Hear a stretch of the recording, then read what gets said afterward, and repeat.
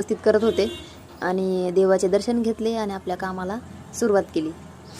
तर माझे व्हिडिओ कसे वाटतात तुम्हाला नक्की बघा. आणि एक मध्येच कस्टमर भेटलं तर त्याला 2 मिनटं हाय बाय केलं. तर हे पहा आपली मशीन. तर थोडी साफसफाई करायची आहे, कारण काय ना रस्त्याला असल्यामुळे खूप धूळ बसते. तर थोडं स्वच्छ करून घेत असते. आपली लक्ष्मी ती त्याच्यामुळे. आणि इथं जेवढं सकून भेटतो ना मनाला माझ्या, मला इतकं छान वाटतं दुकानात आल्याशिवाय मला करमतच नाही. त्याच्यामुळे मी माझे कामं एकदम परफेक्टली करून घेत असते. आणि हे पहा कालचा एक माझा ब्लाऊज घेतला होता मी काल शिवायला. आता तो अर्धाच राहिला होता शिवायचा, तर तो आज मला कंप्लीट करायचा आहे. कालचा राहिलेला आहे बघा हा ब्लाऊज. तर मला आजच तो शिवायला घ्यायचा आहे आज अगोदर. आणि का नाही हे पण 2 माझे अर्जंट ब्लाऊज आहेत. त्याला पिको फॉल पण करायचं आणि थोडं डिझाईनच्या पण बाही वगैरे आहे. तर हे पण आहेत, कारण एवढे ब्लाऊज आलेले आहेत शिवायला, ते मला आजच द्यायचे आहेत. आणि लाईटीचा खूप प्रॉब्लेम चालला आहे. तर म्हटलं चला पहिलं जे अर्धं ब्लाऊज आहे तेच आधी कवर करते, रेडी करून ठेवते शिवायचं ब्लाऊज. आणि हे पहा शिवायला बसले.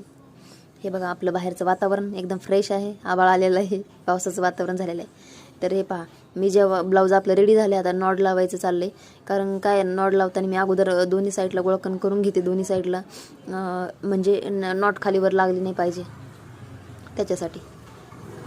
तर फायनली आपला एक ब्लाऊज कंप्लीट झालेला आहे. तर नॉट मी अशीच लावत असते बघा.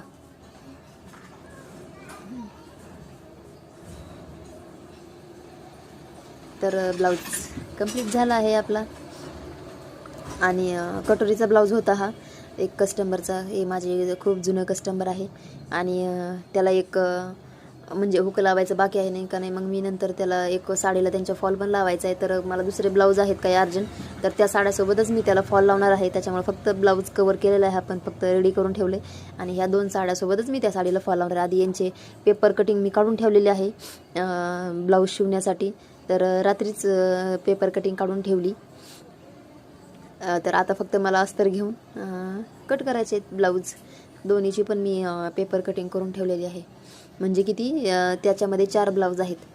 तर बघू आता आज किती होतात. एक तर फायनल झालं आपलं. तर फायनल ब्लाऊज झालं ना तेव्हा मग मी एक स्टिकर घेते आणि त्या स्टिकरवर त्यांचं नाव आणि किती शिले आहे हे पण लिहिते असते त्याच्यावरती मी. मग ओळखायला पण एकदम सोपं जातं आपल्याला त्याच्यासाठी. तुम्ही पण नक्की ट्राय करा. तर माझा मिनी ब्लॉग तुम्हाला कसा वाटला ते ही सांगा तुम्ही.